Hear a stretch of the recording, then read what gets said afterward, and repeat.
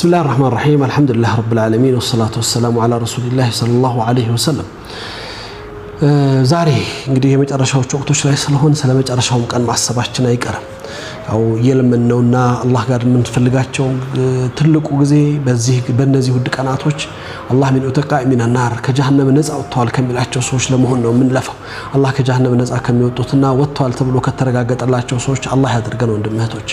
እንግዲህ ሰዎች ነንና በሰዎች ሂደት ውስጥ ነገ አላህ ፊት ሂሳብ ስንቆም ሁላችንም ምን ፈልጋቸው እንዲያዙልን እንዲመዘገቡልን ምን ፈልጋቸው ብዙ ስራዎች አሉ يوم القيامة عندك استثناء الله وصلّاشتنا لا نسلّاشتو ودركوني يا إخوة الإيمان الله سبحانه وتعالى قال ሁለት ሰዎች ይቀርባሉ ሁለት ሰዎች የሚቀርቡት ሁለት በዱንያ ላይ የተበዳደሉ ሰዎች ናቸው አንዱ ተበዳይ ነው አንዱ በዳይ ነው በደሉ በተለያየ መልኩ ሊሆን ይችላል ሐቅን ገፍቷል ንብረትን አጥፍቷል ገንዘብን ወስዷል አማናን በልቷል ክብርን ነክቷል በህይወት ውስጥ የማይቆጠሩ ብዙ ወንጀሎችንና በሰዎች ላይ የማይገባቸው ነገሮች ፈጽመንና ሰርተን ሊሆን ይችላል እነዚህም ባደረግንባቸው ጊዜያቶች እንግዲህ የዛን ጊዜ ሁሉም ነገር ከخير ስራችን ነው የሚወስደው ነብዩ መሐመድ ሰለላሁ ዐለይሂ ወሰለም አቡ ሁረይራ በዘገቡት في صحيح ቡኻሪ በተዘገበው ሐዲስ ላይ ዛሬ ሂሳባችን እንድንጨርስ ነው የነገሩን አይደለም ምክንያቱም የዛን ቀን ሂሳቡ በገንዘብ አይደለም ሂሳቡ የሚደረገው ከخير ስራችን ነው የሚወሰደው ዋጋ ምን ከፍልበት በብዙ ጥረትና ውጤት በብዙ ጥረትና ልፋት የመጣው خير ስራችን ነው ለሌላ ተላልፎ የሚሰጥብን ለዚህ ነው ነብዩ ሰለላሁ ዐለይሂ ወሰለም ጋር ይሄን ቃል ሂደት ሲገልጹት አላህ ጋር ቀርበው ሰውየው ጌታዬ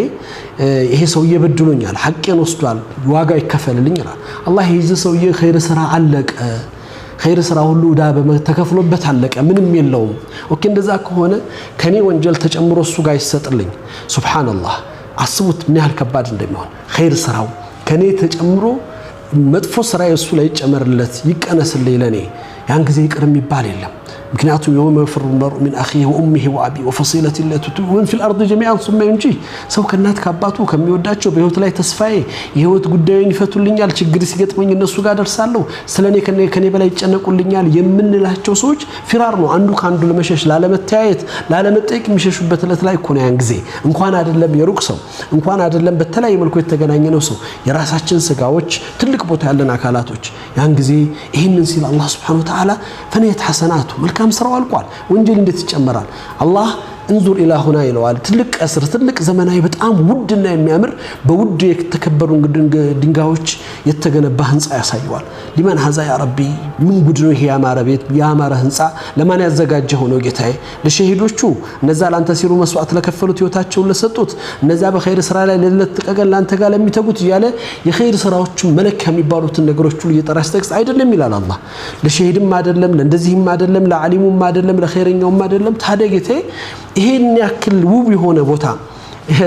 ለነሱ ካልሆነ ለማን አዘጋጅተው ሆኖ ስሎ ይጠይቀዋል ባሪያው ላንተ ይለዋል ለኔ እንዴት አድርጌ ሲለው ወንድምህን ይቅር ካልከለው ሱብሃንአላህ ከባድ ነው አያችሁት ወንድሞች ምን ያህል ከባድ ቀን እንደሆነ ወንድምህን ይቅር ካልከ ይሄን ህንጻ አንተ ነህ የምትወርሰው ይለዋል አፎፍታ ያ ረቢ ይቅር ብያለሁ ለዚህ ነው አውፍታን በሉ በዚህ ባሽለው አخرቀር የሚባለው አውፍ ብያለሁ ሲለው በል ወደዛ ሂድ ወንድምህን እጁን ያዝና ግባ ይላል አላህ Subhanahu Wa Ta'ala አስቡት ይኸውታል ኢማን ወንጀላችን በሚለካበት ወንጀላችን የሰው ወንጀል ይጨመርበት በሚጣርበት ጊዜ ብዙ ጊዜ ሰዎች በህይወታችን ላይ ያበረከቱትን መልካም ነገር ረስተን ወንጀሎችን ብቻ በመንቆጥርበት ጊዜ አላህ Subhanahu Wa Ta'ala ደግሞ ረህመቱ ሰፊ የሆነው ጌታ በአውፍታና በይቅርታው አካቶ አውፍ ማለት ደረጃውንና ክብሩን በሚገርም መልኩ አሳይቶ አውፍ ብለን በህይወታችን ውስጥ ብዙ ተበድለናል እንዴት ብየሱን እላለሁ እንዴት ብየሷን እንዴት ብየ ብለን ያደረግናቸው ነገሮች ሁሉ አላህ እንድናክማቸውና እንድናርማቸው በዚህ መልኩ ልዩ ሆነ መጨረሻ እንዲኖረን አላህ መላከተልን አላህ አውፍ ብለው አውፍታውን ከሚያገኙት በዚህ አይነት ክብር ከሚጎናጸፉት ደረጃቸው ከፍ ከሚባልላቸው ከጀሃነም ነፃ ከሚወጡት ከእንደዚህ አይነት ጭንቀትና ስቃይ አላህ ይቅር ተብላችኋል በአውፍታ በምህረቱ ውስጥ ገብታችኋል ተብለው ጀነቱን ከሚጎናጸፉት ሰዎች አድርገን አላህ ይቀበለን መጨረሻችንን ያሳምርልን ወቢላሂ ተውፊቅ ወሰላሙ አለይኩም ወራህመቱላሂ ወበረካቱ